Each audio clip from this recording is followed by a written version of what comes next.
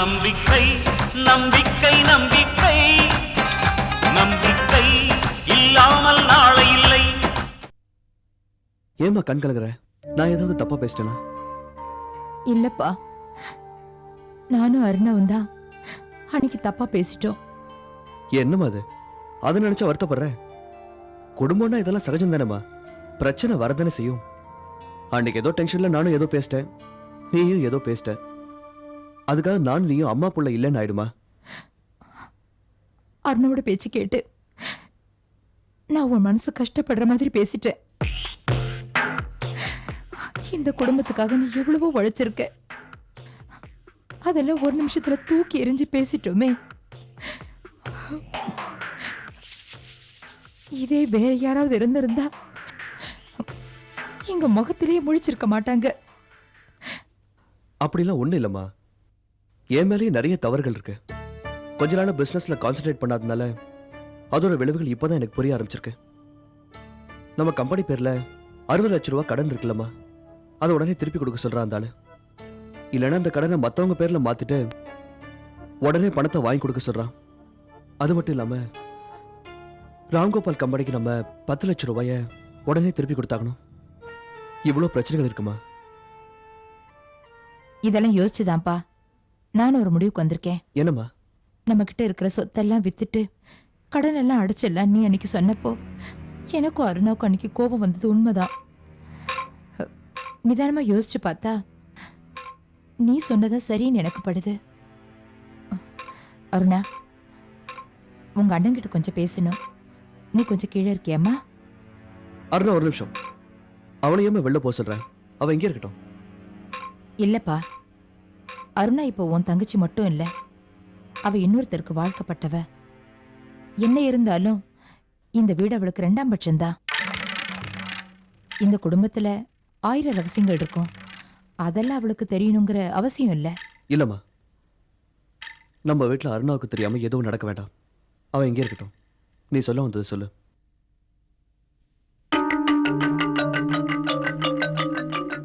இந்தாப்பா. ஏம்மா எல்லா டாக்குமெண்ட்ஸ் இங்கே கொண்டு வந்திருக்க? வசந்த், எதிர்பாராத விதமா நம்ம கம்பெனிக்கு ஏற்பட்ட கடன்களால நீ கலங்கி போயிருக்கேன்னு எனக்கு தெரியும்பா. எப்பவும் சந்தோஷமா இருக்கிற உன் முகம் கொஞ்ச நாளா வாடி போயிருக்கு. உன் முகத்துல சந்தோஷத்தை தொலைச்சிட்டு இந்த சொத்துக்களை இரும்பு பொட்டியில பூட்டி வைக்கிற அளவுக்கு நான் இதே இல்லாதவ இல்ல. இதுல நம்ம சொத்து பத்திரம் பூராவும் இருக்கு. உன் விருப்பம் போல இதுல எதை வேணாலும் எடுத்து வித்துடு. என் பேர்ல இருக்கிற எதை வித்தாலும் எனக்கு எந்த ஆட்சேபனையும் இல்லை. உன் சந்தோஷமும் உன் நிம்மதியும் தான்ப்பா எனக்கு முக்கியம். வசந்த், எது வேணாலும் என்னை விட்டு போகட்டும், நீ மட்டும் என்னை விட்டு போயிடாதப்பா. அம்மா, நான் அப்பவும் சொல்லியிருக்கேன், இப்பவும் சொல்றேன். நான் உன்னோட பையன். அம்மாவையும் பிள்ளையும் யாராலையும் பிரிக்க முடியாது. கவலைப்படாத. முதல்ல இந்த டாக்குமெண்ட்ஸ் எல்லாம் உள்ள எடுத்து வை. நீயும் அருணாவும் வாங்குற சொத்து பத்திரத்துல தான் கையெழுத்து போடணும், விற்கிறதுல இல்ல. நான் உயிரோட இருக்கிற வரைக்கும் அது நடக்காது. போய் நிம்மதியை தூங்குமா.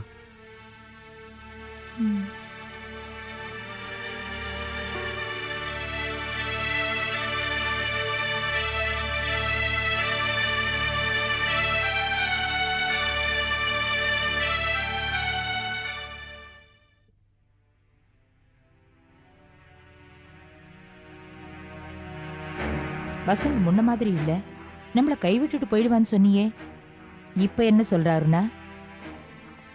இப்ப நீங்க போட்ட போடு இன்னும் 10 வருஷத்துக்கு தாங்கும் போல இருக்க. நீங்க டாக்குமெண்ட்ஸ் எல்லாம் எடுத்துட்டு போகும்போது நான் கூட ரொம்ப பயந்துட்டேன் மாமி. ஏன்னா இப்ப என் பேர்ல இருக்கிற எல்லா சொத்தும் நானே பார்த்து பார்த்து வாங்கினது. அதுல நீங்க ஒண்ணு வித்தா கூட என்னால் தாங்கிக்க முடியாது மாமி. உங்க அண்ணன் நல்லவன். நல்லவனை ஏமாத்தி நம்ம கைக்குள்ள போட்டுக்கிறது ரொம்ப ஈஸியா அருணா. கொஞ்சம் சென்டிமெண்டா பேசினா போதும், பட்டுன்னு விழுந்துருவாங்க. ம் எப்படியோ உங்க பேர்லயும் என் பேர்லயும் இருக்கிற சொத்தை அண்ணன் விற்க வேண்டாம் சொல்லிட்டாரு. அது வரைக்கும் எனக்கு சந்தோஷம் மம்மி. நான் ஒன்று கேட்குறேன் மம்மி. எப்போவுமே நீங்கள் எனக்கு தான் சப்போர்ட்டாக இருந்திருக்கீங்க. ஆனால் அதே நேரத்தில் இந்த மாதிரி விஷயம் வரும்போது அண்ணனை அழகாக கழட்டி விட்டுறீங்க. ஏன் மம்மி, அண்ணன் மேலே உங்களுக்கு பாசமே இல்லையா? பாசம் இல்லாம இல்ல. ஆனா உங்க அண்ணனை விட உன் மேலதான் நான் அன்பை அதிகமா வச்சிருக்கேன். உன்னால தனியா போய் இவ்ளோ சொத்தை சம்பாதிக்க முடியுமா?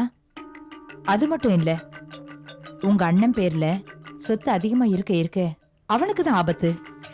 நாளைக்கு நந்தினி வந்து தான் வயித்துல இருக்கிற பிள்ளைக்கு தான் வசந்தோட சொத்துக்கள்லாம் சேரணும்னு கேஸ் போட்டா அப்புறம் நீ நானும் நடுத்தருவுல நிக்க வேண்டியதா? என்னைக்கு உங்க அண்ணனோட வாழ்க்கை திசை மாறி போக ஆரம்பிச்சதோ அப்பவே நாமளும் எச்சரிக்கையா இருக்க வேண்டியது நல்லது தானே? அப்படிலாம் கூட நடக்குமா மம்மி? ஆமா, இன்னைக்கு நந்தினி பெரிய கோடீஸ்வரனோட மகளா இருக்கா. அவ நினைச்சா 1000 வக்கீல வச்சு வாதாட முடியும். நாளைக்கு எதுவும் நடக்கலாம். நாம தான் ஜாக்கிரதையா இருக்கணும்.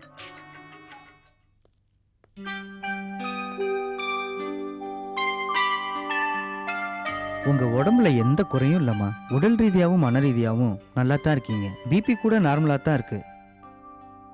நான் பெத்த பொண்ணு மாதிரி நந்தினி என்ன பாசமா கவனிச்சுக்கிறா. அன்பு காட்டுறதுக்கு அண்ணன் இருக்காரு. இனிமே நான் ஏன் கவலைப்பட போறேன் டாக்டர்? ஓகேம்மா, நான் வரேன்.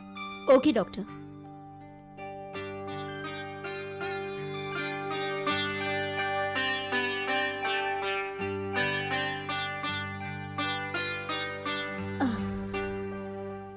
அண்ணே, நீங்களும் நந்தினியும் என் மேல காட்டுற அன்புக்கு நான் எப்படி உங்க 2 பேருக்கும் நன்றி சொல்றதுனே தெரியல. தெரியாட்டி விட்டுடுமா, ஏன் சொல்லிக்கிட்டு? இப்போ உங்களை யார் நன்றி சொல்ல சொன்னாங்க? நந்தினி, என்னால உங்களுக்கும் மத்தவங்களுக்கும் கஷ்டம் வேணான்னு நான் பாக்குறேன். அதனால இந்த வீட்டை விட்டு போக உங்க அனுமதி தேவை. சரி, ஆனா எங்க போறீங்க? அதுதான் தெரியல. எங்க போவோம்னு தெரியாத போது ஏன் போகணும்னு நினைக்கிறீங்க? இங்கே இருந்துடலாமே. சிந்தாமணி உங்களுக்கு பண்ண கொடுமையெல்லாம் உங்களுக்கு மறந்து போச்சா? உங்க மேல பைத்தியக்காரின் பட்டம் கட்டி இவ்வளவு வருஷம் ஜெயில் கைதி மாதிரி உங்களை அடைச்சு வச்சிருந்தாலே அது மறந்து போச்சா?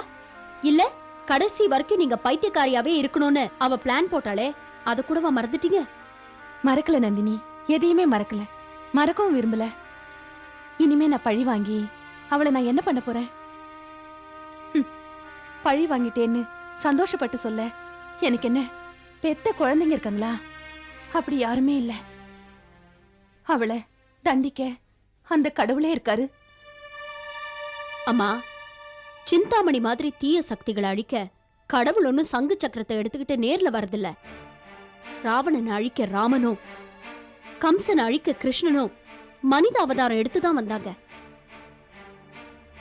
இந்த சிந்தாமணியும் வசந்தியும் அழிக்க கடவுள் எனக்கு தான் பவர் ஆஃப் அட்டார்னி கொடுத்து இந்த உலகத்துக்கு அமைச்சிருக்காரு. அதை நான் பயன்படுத்தியே ஆகணும். அதுக்கு உங்க துணியும் எனக்கு தேவைம்மா. என்ன யோசிக்கிறீங்க? கூட பிறந்த தங்கச்சியாச்சேன்னு பாசம் தடுக்குதா? தங்கச்சியா? கூட இருந்து கொல்லும் வியாதின்னு சொல்லுவாங்களே, அது அந்த சிந்தாமணிக்கு சொல்லப்பட்ட கரெக்டான வார்த்தை. தங்கச்சியா இருந்து அவ எனக்கு துரோகம் பண்ணா. எங்கிருந்தோ வந்து நீங்க என்ன தாங்கி பிடிச்சு இப்படி நிக்கிறீங்க. அப்போ எதுக்காக இங்க இருந்து போகணும்னு நினைக்கிறீங்க? சிந்தாமணி ஏற்கனவே நந்தினி மேல ரொம்ப கோவமா இருக்கா. இதுல எனக்கு வேற அடைக்கலம் கொடுத்திருக்கான்னு அவளுக்கு தெரிஞ்சா நந்தினிக்கு ரொம்ப தொல்லை கொடுக்க ஆரம்பிச்சிடுவா. நந்தினி தாய்மை அடைஞ்சிருக்கிற இந்த நேரத்துல அவளுக்கோ அவ குழந்தைக்கோ ஏதாவது அவளால ஆபத்து வந்துருமோன்னு எனக்கு ரொம்ப பயமா இருக்குமா. அம்மா, இந்த கருவை கலைக்கணும்னு அந்த சிந்தாமணி என்ன தெரு தெருவா விரட்டினா. பொய் கேஸ் போட்டு என்ன ஜெயில தள்ளினா. கர்ப்பமான ஒரு பொண்ணு முதல் 3 மாசம் அலுங்காம குலுங்காம இருக்கணும். நடக்கும்போது கூட அதிர்ந்து நடக்க கூடாதுன்னு சொல்லுவாங்க. ஆனா நான் ஜெயில கல்லு மண்ணெல்லாம் தூக்கி ரொம்பவே கஷ்டப்பட்டேன். ஆனா அதோட அவ நிறுத்தல. நான் ஜெயில இருந்து வெளியே வந்ததும் ரவுடிகளை வச்சு என் வயத்திலேயே கட்டையால அடிக்க சொன்னா. கையில இருந்த பணத்தையும் ஒருத்தன் பறிச்சுக்கிட்டு போயிட்டான். பட்டினியா 2-3 நாள் தெரு தெருவா சுத்தினேன். ஆனா இது எல்லாத்தையும் மீறி இந்த கரு இந்த அளவுக்கு வளர்ந்துருக்குன்னா அதுக்கு கடவுளோட ஆசீர்வாதம் இருக்குன்னு தானே அர்த்தம். அம்மா, நானும் நீங்களும் அழ வேண்டியதெல்லாம் அழுது முடிச்சாச்சு. இந்த கண்ணீர் காண்டம் முடிஞ்சு இப்போ யுத்த காண்டம் ஆரம்பிச்சிருக்கு.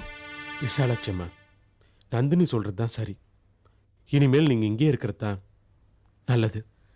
ஆமா கங்கா அண்ணே, அன்னைக்கே நீங்க சொல்ற மாதிரி கேட்டிருந்தா இப்படி எல்லாத்தையுமே பறி கொடுத்துட்டு நடுத்தருவுல நிக்க வேண்டிய அவசியமே ஏற்பட்டிருக்காது. நண்டு ஊறுது நரி ஊறுது நண்டு ஊறுது நரி ஊறுது.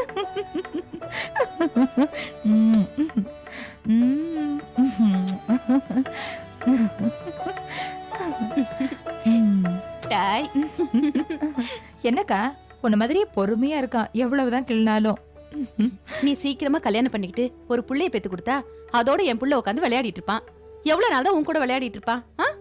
எனக்கு கல்யாணம் எல்லாம் வேண்டாம்க்கா. உனக்கு அத்தான் கிடைச்ச மாதிரியே எனக்கும் ஒரு நல்லவர் கிடைப்பாருன்னு என்ன நிச்சயம்? நான் மட்டும் என்ன, உங்க அத்தா நல்லவர்னு தெரிஞ்ச நான் அவரை கல்யாணம் பண்ணிக்கிட்டேன். இத பாருமா சிந்தாமணி, வீட்டை சொர்க்கமா மாத்துறதும் நரகமா மாத்துறதும் வாழ வந்த பொண்ணு கையில தான் இருக்கு. நாளெல்லாம் உழைச்சிட்டு வர ஆம்பளை கிட்ட நாம நல்லபடியா நடந்துக்கிட்டா வீடு ரொம்ப நல்லா இருக்கும், மனசும் அமைதியா இருக்கும். அதெல்லாம் எனக்கு தெரியாது. கல்யாணம் ஆகட்டும், நீ ஏன் புரிஞ்சுப்ப. விசாலம், வாங்க டேய், போமா. அத்தானுக்கும் அண்ணனுக்கும் டிஃபன் எடுத்து வை. அதெல்லாம் ஒண்ணும் வேண்டாம்மா. முதலாளிகிட்ட செக் வாங்கிட்டு போறதுக்காக வந்தேன். இன்னொரு நாளைக்கு வந்து சாப்பிட்றேன். எங்கங்க சாப்பிட்டு போக வேண்டியதானே? இல்ல முதலாளி, செக்கை கொடுங்க, நான் கிளம்புறேன். உள்ளவா. போமா சிந்தாமணி, போய் அத்தானுக்கு டிஃபன் எடுத்து வை. அக்கா, பையனை நானே பாத்துக்கிறேன். அத்தானுக்கு நீங்களே டிஃபன் எடுத்து வச்சிருங்க. எனக்கு வெக்கமா இருக்கு. ஏய், அவருக்கு டிஃபன் தானே எடுத்து வைக்க சொன்னேன், அதுக்கே இப்படி வெக்கப்படுற? இத பாரு, அவரு உன்னுடைய அத்தான், வெளியாளு ஒண்ணும் இல்ல. போ, போய் எல்லாத்தையும் எடுத்து வை. என்னக்கா நீங்க? போன்னு சொல்றல, போ. சரி தங்கச்சி, நான் கிளம்புறேன். சரிண்ணே.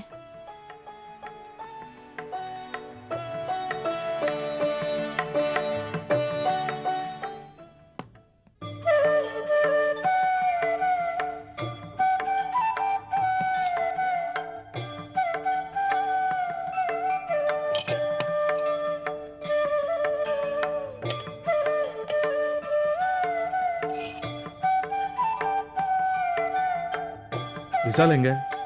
அக்கா குழந்தைய பார்த்துட்டு இருக்காங்க. அவங்க தான் டிஃபன் எடுத்து வைக்க சொன்னாங்க. விசாலம் பரிமாறினாதான் எனக்கு சாப்பிட்ட மாதிரி இருக்கும். சரி, ஒரு நிமிஷம், அக்காவை கூட்டிட்டு வந்துடுறேன். சரி பரவாயில்லம்மா, நீயே போடு.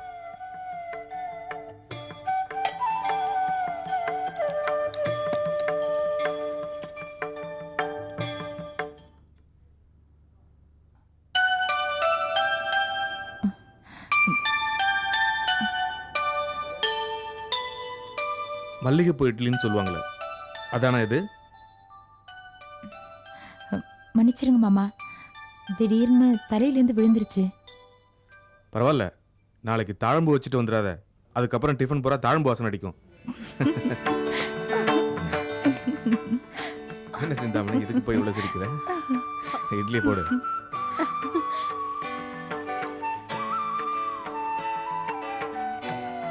அழாதடா. டே டே டே, என் கண்ணு இல்ல, என் செல்லம் இல்ல. விசாலம், துவட்டிக்க டவல் எடுத்துட்டு வாமா. ஏன்பா அழாதடா, என் செல்லம் இல்ல. விசாலம், என்னம்மா பண்ற? துவட்டிக்க டவல் எடுத்துட்டு வா. ஐயோ, இவருக்கு எத்தனை வருஷம் ஆனாலும் டவலை நான் தான் கொண்டு போய் கொடுக்கணும். என்னங்க நீங்க? சிந்தாமணி, சிந்தாமணி, இங்க வா. சிந்தாமணி, சிந்தாமணி, நான் கத்திக்கிட்டே இருக்கேன், அங்க என்ன பண்ணிட்டு இருக்க? இங்க வா சிந்தாமணி. சிந்தாமணி, அங்க என்ன பண்ணிட்டு இருக்க? சிந்தாமணி, ஐயோ, சிந்தாமணி, இங்க வாமா. வந்து அத்தானுக்கு டவல் எடுத்து கொடு. எங்க போயிட்டாவோ? சிந்தாமணி, வா. என்ன பண்ணிட்டு இருக்க? சிந்தாமணி, வரேன்க்கா. என்னக்கா கூப்பிட்டீங்களா? என்ன சிந்தாமணி, இவ்வளவு நேரம் கத்திட்டு இருக்க? எங்க போன நீ? இத பார், அத்தான் பாத்ரூம்ல இருக்காரு, கொண்டு போய் டவல கொடுப்போம். அவருக்கு பெரிய பெரிய பிசினஸ் எல்லாம் நிர்வாகம் பண்ண தெரியுமே தவிர குளிக்க போகும்போது டவல் எடுத்துட்டு போகணும்னு தெரியுதா? என்னைக்குதான் கத்துக்க போறாரோ? விசாலம் ஐயோ சத்தம் போடாரு பாரு, சீக்கிரம் எடுத்து போய் கொடு, ஓடு. நான் எப்படிக்கா கொடுக்கறது? அழாதடா. மாமா பாத்ரூம்ல இருக்காரு. அதனால என்னடி, நீ பாத்ரூமுக்கு வெளிய இருந்து தானே டவல கொடுக்க போற? இவன் வேற காலையில இருந்து ஒண்ணுமே சாப்பிடாம இப்படி அடம் பிடிச்சிட்டே இருக்காமா. போ. சரி சரி சரி சரி. Joe Joe Joe Joe. கொடுங்க, நான் பாத்துக்கிறேன். நீங்க போய் டவல் கொடுங்க. அழாதடா. டேய் வாடா. வா. ஐயோ அவன் வரமாட்டாமா, உன்கிட்ட பழகல, பழகுனா வந்துருவான். ஆ? விசாலம் போமா, விசாலம். போய் டவல் எடுத்து கத்திக்கிட்டே கொடு. இருக்க, என்ன பண்ணிட்டு இருக்க? சீக்கிரம் டவல் எடுத்துட்டு வாமா, ஆபீஸ் போகணும். அவருக்கு கோவம் வந்துருச்சு பாரு, சீக்கிரம் கொண்டு போய் குடு போ. நான் எப்படிக்கா அழாதடா. கொடுக்கறது? எனக்கு வெக்கமா இருக்கு. நீயே போய் கொடு. என்னடி வெக்கம்? அவர் ஒண்ணும் வெளியாள் இல்ல, உன் அத்தான் தான். கொண்டு போய் குடுமா, இவன் வேற அழுதுட்டே இருக்கான். போ. அழாதடா அழாதடா. ஏண்டா? ஐயோ அழாத.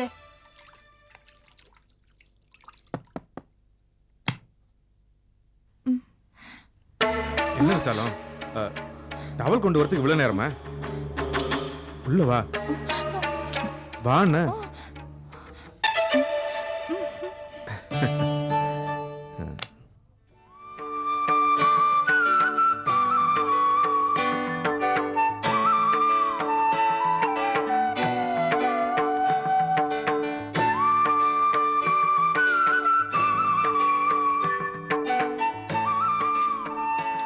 வா கங்கா, உட்காரு. விசாலம் விசாலம், என்ன பண்றமா? சீக்கிரம் ஆபீஸ் போனோம்.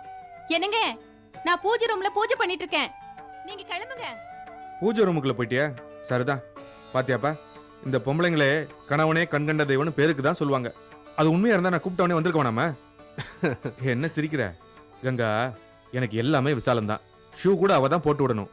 என்ன ஒரு குழந்தை மாதிரி பாத்துக்கிறா. எனக்கு அது பழகி போச்சுப்பா. டைம் வேற ஆகுது. விசாலம், பூஜை முடிஞ்சதா இல்லையாமா? என்னங்க நீங்க, வெள்ளிக்கிழமை அதுவுமா நிம்மதியா சாமி கும்பிட விட மாட்டேங்கிறீங்களே. என்ன வேணும் உங்களுக்கு? நான் ஆபீஸ் கிளம்பணுமா, டைம் ஆயிடுச்சு. என்னோட ஷூவையும் சூட் கேஸையும் எடுத்துட்டு வா. நேரம் ஆகுதுல்ல. சிந்தாமணி,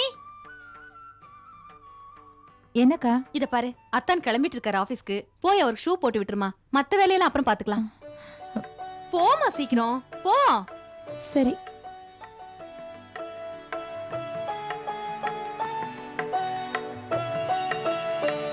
பாருங்க, ஷூ கேட்டா எவ்வளவு நேரம் ஆகுது. இந்த வீட்ல விசால் எங்க? நீ வர? அக்கா பூஜை பண்ணிட்டு இருக்காங்க. என்ன மாமா, ஷூவை நீங்களே போட்டுக்க கூடாதா? பிறந்ததுல இருந்து என்னமோ அக்கா தான் போட்டு விட்ட மாதிரி சொல்றீங்க. சிந்தாமணி, பிறந்ததுல இருந்து எங்க அம்மா தான் எனக்கு ஷூ போட்டு விட்டாங்க. கல்யாணத்துக்கு அப்புறம் உங்க அக்கா போட்டு விட்டா. இந்த வீட்டை பொறுத்த வரைக்கும் என்னால எதுவுமே செய்ய முடியாது. எல்லாமே விசாலம் தான். எனக்கு ஆபீஸுக்கு டைம் ஆகுது. அவ தான் இல்ல, நீயா ஷூ போட்டு விடுமா?